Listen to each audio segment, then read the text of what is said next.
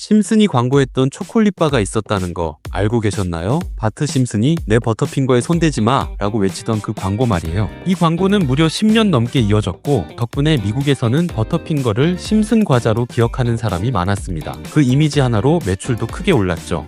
광고 속 바트는 매번 과자를 지키기 위해 안간힘을 씁니다. 호머가 한 입이라도 먹으려 들지만 결국 바트의 계략에 당하고 마는 구조죠. 이 반복만으로도 절대 뺏기고 싶지 않은 과자라는 인상을 각인시켰습니다. 저도 어릴 때 이 과자 맛보다 광고 장면이 더 먼저 떠올랐던 기억이 나는데요. 그만큼 광고가 브랜드를 완전히 압도했던 거예요. 하지만 이 과자에게도 반전의 순간이 찾아옵니다. 심슨 광고가 끝난 2000년대 초, 버터핑거는 점점 대중의 기억에서 멀어지기 시작했죠. 그 후 이 브랜드는 왜 다시 만들어져야 했을까요? 오늘은 심슨이 키운 초콜릿바, 버터핑거의 전성기와 반전 이야기를 따라가 보겠습니다. 그 이야기는 심슨과 함께 시작됩니다.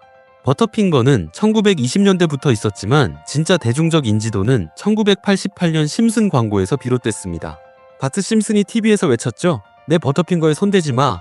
이 짧은 문장은 미국 어린이들 사이에서 유행어가 되었고 13년간 이어진 광고와 함께 버터핑거를 절대 뺏기고 싶지 않은 과자로 확고히 자리매김시켰습니다. 특히 흥미로운 점은 심슨 캐릭터 밀하우스가 이 광고에서 먼저 등장했다는 사실입니다. 반응이 좋아서 나중에 본편에도 등장했죠. 광고가 캐릭터를 만들고 캐릭터가 브랜드를 띄운 독특한 구조였습니다.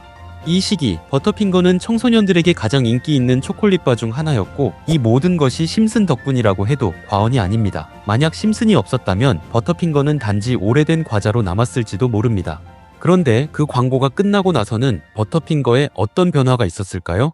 심슨 광고는 2001년을 끝으로 더 이상 나오지 않았습니다. 13년간 이어졌던 광고가 종료되자 버터핑거도 서서히 사람들 기억에서 멀어지기 시작했죠. 물론 버터핑거가 단종된 건 아니었습니다. 마트에도 있었고 초콜릿바 코너에도 여전히 있었어요. 하지만 예전처럼 사고 싶은 과자라는 느낌은 점점 사라졌죠.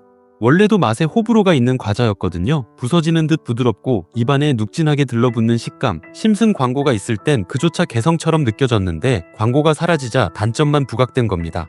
그리고 결정타가 찾아옵니다. 1999년 버터핑거가 GMO 옥수수를 쓴다는 사실이 알려지면서 논란이 터졌죠. 당시 유럽에선 유전자 변형 식품에 대한 거부감이 굉장히 컸고 결국 독일, 오스트리아 등에서는 버터핑거 판매가 중단됩니다. 단순한 논란이 아니라 실제로 시장에서 퇴출당한 사건이었죠.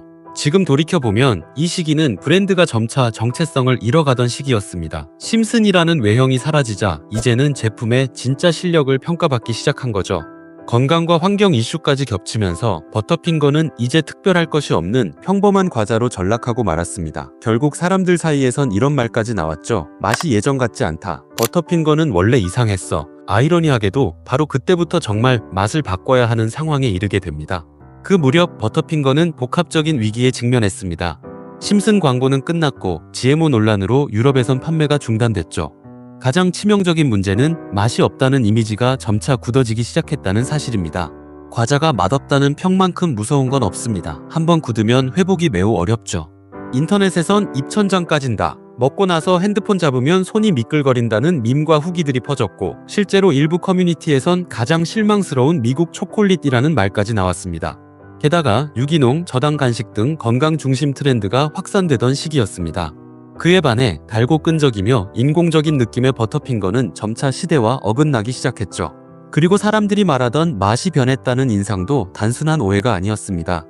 1981년 나비스코 인수 당시 오리지널 레시피가 분실됐고 네슬레 인수 후 공정과 재료, 생산지까지 모두 바뀌었습니다.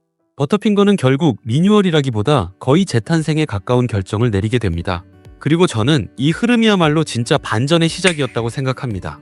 2018년 버터핑거는 오랫동안 보유했던 네슬레에서 누텔라와 킨더로 유명한 페레로에 매각됩니다. 그리고 페레로는 단순한 리뉴얼을 넘어 제품 정체성부터 다시 설계하는 전면 개편에 착수합니다. 그 이름 자체가 버터핑거의 새로운 시작을 알리는 메시지였습니다. 가장 먼저 바뀐 건 레시피였습니다. 논란이 많았던 보존제 TBHQ와 수소화 유지를 제거하고 피넛버터와 카카오 원료는 더 고급스럽게 교체했습니다. 그야말로 안심하고 먹을 수 있는 과자를 만들겠다는 시도였습니다. 포장 디자인도 새롭게 바꿨습니다. 예전처럼 색만 튀던 패키지에서 벗어나 조금 더 믿을 수 있는 이미지로 리뉴얼한 거죠. 그런데 이 변화에 소비자 반응은 극명하게 갈렸습니다. 맛이 더 낫다. 이게 진짜 오리지널 같다는 사람들도 있었지만 예전 맛을 버렸다. 버터핑거는 죽었다는 팬들도 많았습니다. 일부는 콜라맛 바꿨다가 실패한 뉴코크 사건에 비유하기도 했죠. 하지만 매출은 다시 회복세를 탔습니다. 2020년대 초부터 버터핑거는 유통 채널을 넓히고 한정판도 출시하며 다시 기억 속 과자를 꺼내는 전략을 시작합니다. 이제 버터핑거는 광고에만 의존했던 과자가 아니라 스스로 살아남기 위해 끊임없이 변신하는 브랜드가 되었습니다.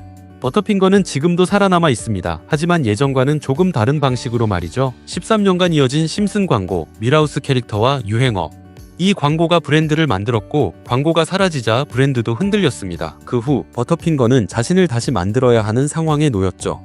과연 심슨 없이도 살아남을 수 있을까요? 사람들은 여전히 이 초콜릿바를 기억할까요?